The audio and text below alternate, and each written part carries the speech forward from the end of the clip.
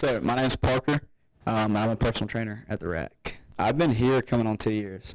Started the start of the August of my sophomore year. I was active. I played soccer in high school. Played soccer my whole life actually. I played travel as a kid. I ran track and cross country, but I just never lifted weights. So I was just the fast kid, but I was also the skinny kid too. So. My name is Bridget McCarthy, and I'm a junior. I tried pretty much every sport under the sun. Anything that my mom could get me signed up for, I tried. The last sports that I did were volleyball and cross country, and they were definitely my favorite. I've been going to the gym since about high school, so about sophomore year of high school. So that's what, 5 years around. So When you're a kid, you do sports and stuff, so you stay active that way. But when you get older, unless you're doing it, like in college, you don't do sports. So you need something to just stay healthy and something to get you active every day. I'm gonna start hitting the gym because not really blessed with too much height. So instead of being the short, skinny kid, I at least wanted to have some weight on me so I could play varsity soccer, which was my dream at the time. So that's why I really started getting in the gym. I mean, like just to stay active, just because it's good for you, but also going to college. Everyone knows that you're living by yourself for your first time, so you're eating a bunch of food that you normally wouldn't and stuff, and it's just slippery slope. And it's nice to just like stay active and make sure that you're just being as healthy as you can while still being a typical college kid and eating ramen probably every other night. When I came here my freshman year, I was deadlifting at the Rack, and some guy came up to me. He was like, "Yo, your deadlift form's good. Do you want to power lift?" I was like, "What is that?" And I was like, "All right, sure, I'll do it." And then started powerlifting, and it's been great.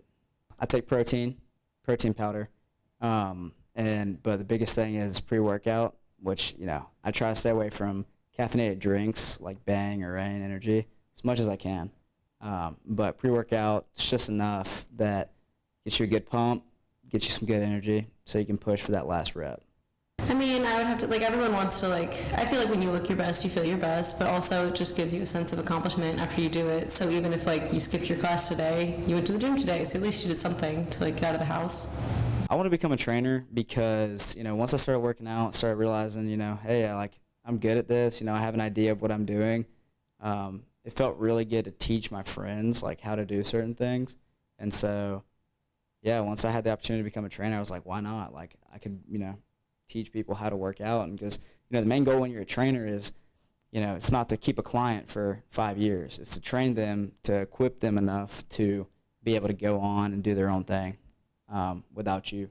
I think that it helps with mood swings and stuff, because if you start feeling upset and you just need something to let out some frustration, or if you're stressed or something, it's just nice to be able to go to the gym and play your music and just do repeated motions, so you're not really thinking. You can just let it out for a little bit, and then it feels a little bit better afterwards.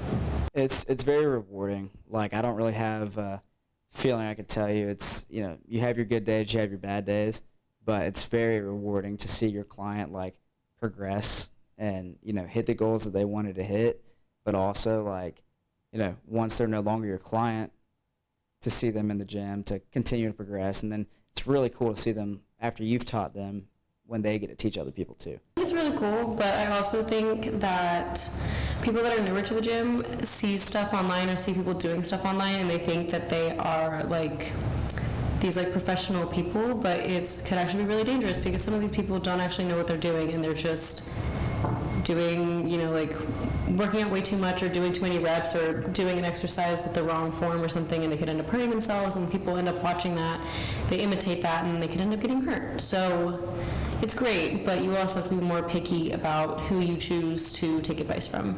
If somebody, is wanting to get in the gym, but they're waiting for, a reason why, I just think, now is the time to start. There's no moment that's going to come to you and be like, yo, I need to go now. You got to start. You got to start somewhere. It's, day one.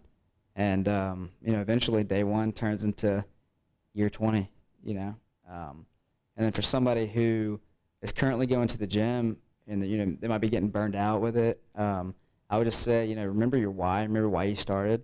And kind of spark that fire back up inside you. It's really easy. For myself, I'm a college student.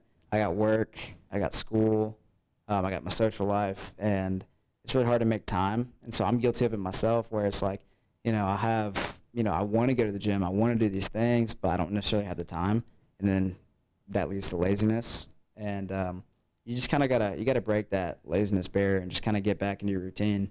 And like I said, once it makes a routine, it becomes a lifestyle, and once it becomes a lifestyle, it's something that you do on a regular basis. So.